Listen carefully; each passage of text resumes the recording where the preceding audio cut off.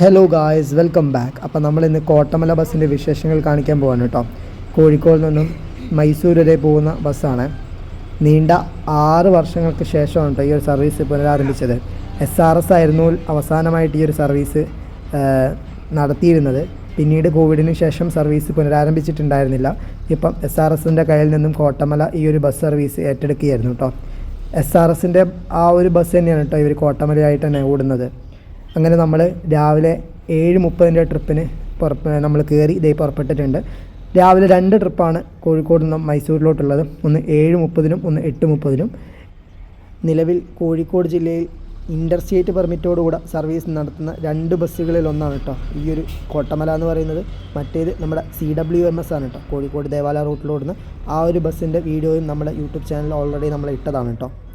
ഏകദേശം 260 കിലോമീറ്ററാണ് കേട്ടോ നമുക്ക് മൈസൂരിലോട്ട് യാത്ര ചെയ്യേണ്ടതുള്ളത്. 270 രൂപയാണ് ടിക്കറ്റ് ചാർജ് വരുന്നത്. അങ്ങനെ നമ്മളിത് യാത്ര പോയിക്കൊണ്ടിരിക്കുകയാണ്. രാവിലെ ആയതുകൊണ്ട് തന്നെ കടകളൊക്കെ തുറക്കാൻ പോകുന്നതേ ഉള്ളൂ കേട്ടോ. ഒരു 7:30 ആയിട്ടേ ഉള്ളൂ. ഒരു 8-8:30 ആകുമ്പോഴേക്കേ നമ്മുടെ കടകളും കാര്യങ്ങളൊക്കെ ഇവിടെ കോഴിക്കോട് ടൗണിൽ തുറക്കത്തുള്ളൂ. ഇവിടെ നിന്ന് നേരെ പോയി കഴിഞ്ഞാൽ പൊറ്റമ്മൽ, തൊണ്ടയാട്, അതേപോലെ മെഡിക്കൽ കോളേജൊക്കെ പോകേണ്ടവർക്ക് ആ വഴിക്ക് പോകാവുന്നതാണ് കേട്ടോ. നമ്മൾ പോകുന്നത് സിവിൽ സ്റ്റേഷൻ വഴിയാണ്.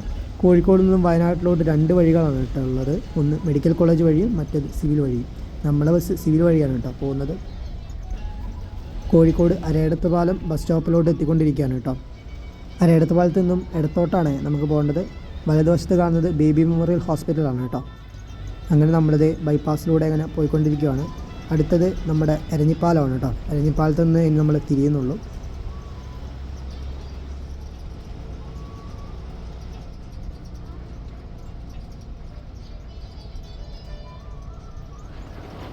ഇടതുവശത്ത് കാണുന്നത് Saint Xavier's Arts and Science കോളേജാണ് കേട്ടോ.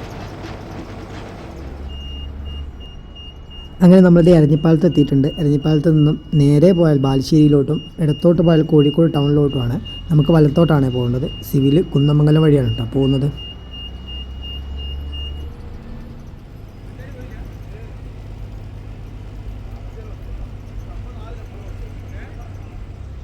വലതുവശത്ത് കാണുന്നത് കോഴിക്കോട് സിവിൽ സ്റ്റേഷനാണ് കേട്ടോ.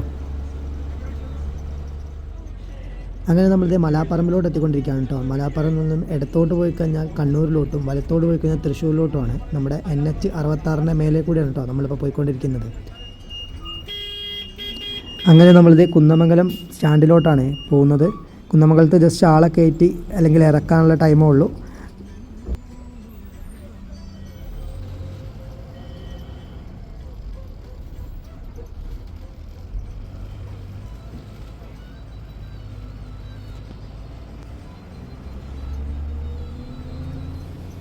ഇവിടെ നിന്നും വലത്തോട്ട് പോയി കഴിഞ്ഞാൽ NIT ക്യാമ്പസിലോട്ടൊക്കെ പോകുന്ന റോഡാണ് കേട്ടോ.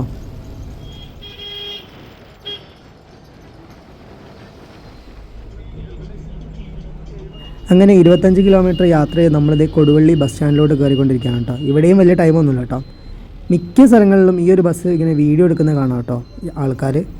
എന്തായാലേ ഇൻ്റർസ്റ്റേറ്റ് ബസ് വലിയ രീതിയിലൊന്നും നമ്മുടെ കോഴിക്കോട് ഇല്ല. അതുകൊണ്ടാണ് CWMS കഴിഞ്ഞാൽ ഈ ഒരു ബസ് മാത്രമല്ലേ ഉള്ളൂ.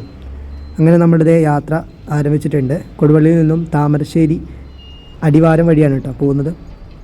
അത്യാവശ്യം നല്ല റോഡ് തന്നെയാണ് കേട്ടോ ഈ റോഡ് എന്ന് പറയുന്നത്. അങ്ങനെ നമ്മൾ 32 കിലോമീറ്റർ യാത്ര ചെയ്ത് നമ്മളിത് താമരശ്ശേരിയിലോട്ട് എത്തിയിട്ടുണ്ട്. താമരശ്ശേരി പുതിയ ബസ് സ്റ്റാൻഡിൽ കയറിയിട്ട് മാത്രമേ നമ്മുടെ ബസ് പോവുള്ളൂ കേട്ടോ. വലത്തോട്ട് തിരിയുന്നത് പുതിയ ബസ് സ്റ്റാൻഡിലോട്ടാണ്. ഇതേ നമ്മുടെ വലതുവശത്ത് കാണുന്നത് നമ്മുടെ KSRTC ഡിപ്പോ താമരശ്ശേരിയാണ് കേട്ടോ. അങ്ങനെ നമ്മളിത് ഇവിടെ ഇറങ്ങാൻ പോവാണ്. ഈ ഒരു വീഡിയോ എടുക്കാൻ സഹായിച്ച എല്ലാവർക്കും ഒരുപാട് നന്ദി പറഞ്ഞുകൊണ്ട് നമ്മുടെ ഈ ഒരു വീഡിയോ ഇവിടെ അവസാനിപ്പിക്കുന്നു. എന്തായാലും ഈ ഒരു ബസ്സിന് എല്ലാവിധ ആശംസകളും നമ്മൾ നേരുന്നു. ഇനിയും പുതിയ പെർമിറ്റിൽ ബസ്സുകൾ വരട്ടെ എന്ന് ആശംസിച്ചുകൊണ്ട് ഈ ഒരു വീഡിയോ ഇവിടെ അവസാനിപ്പിക്കുന്നു. ഈ ഒരു വീഡിയോ എല്ലാവർക്കും ഇഷ്ടപ്പെട്ടു എന്ന് വിചാരിക്കുന്നു. ഇഷ്ടപ്പെട്ടാൽ തീർച്ചയായും ലൈക്ക് ചെയ്യുക, ഷെയർ ചെയ്യുക, സബ്സ്ക്രൈബ് ചെയ്യുക. അടുത്ത വീഡിയോയിൽ കാണുന്നവരെ it's me Ashwin signing out and by.